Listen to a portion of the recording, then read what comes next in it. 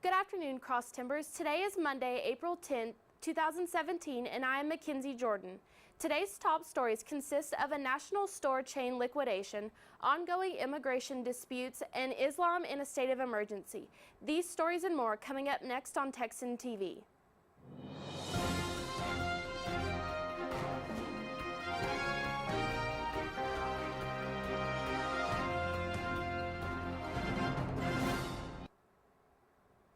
For today's campus news, we go to Danny Hernandez. Thanks, McKenzie. On April 4th, Tarleton raised $225,441 for Tarleton's second annual Day of Giving. Last year, we raised $141,000, so it was a raise of $84,000. In total, 469 donors contributed to the Day of Giving that will benefit 128 programs led by students here at this university. The program will also, Day of Giving will also benefit scholarships and other organizations here at the school. Back to you, McKenzie. In regional news, electronic retailer Radio Shack, based in Fort Worth with a retail location in Stephenville, has filed for bankruptcy for the second time in 2 years. The Stephenville location is one of more than 550 stores across the country that's being closed. These closures will affect approximately 36% of the chain's 1,900 stores, and about 1,800 of the company's 5,900 employees are expected to lose their jobs due to the closures.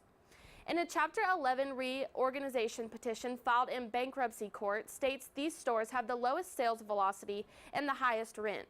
The company said it will continue to evaluate the fate of its remaining 1,400 stores. The closures have happened in 2 waves, with nearly 200 closing in March and another 365 closing by the first week of April. And now today's Texas, national, and international news from the Associated Press.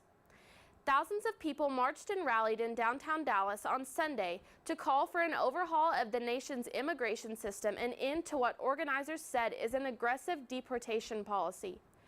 Organizers who called Sunday's event the Dallas Mega March said President Donald Trump's executive orders restricting travel from the predominantly Muslim countries in the Middle East are discriminatory.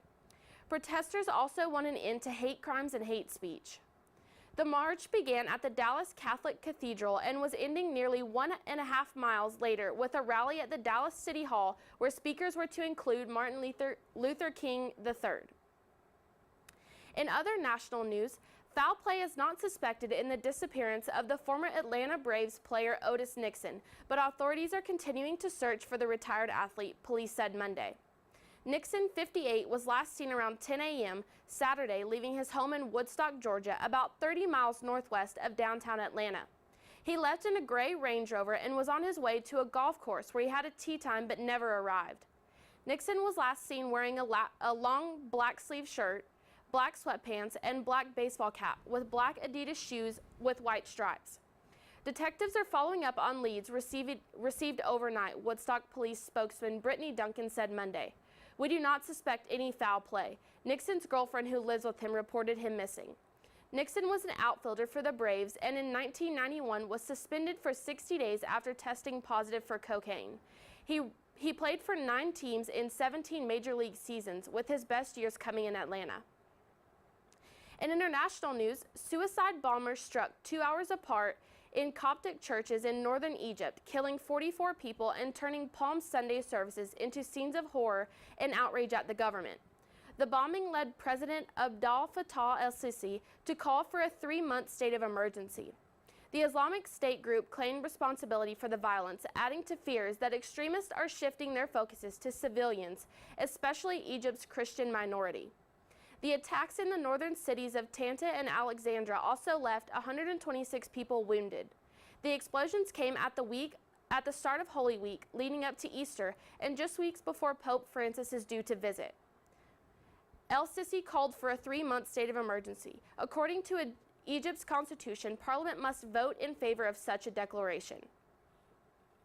In sports, the Texans are home today with a doubleheader loss and first series sweep to Texas Women's University.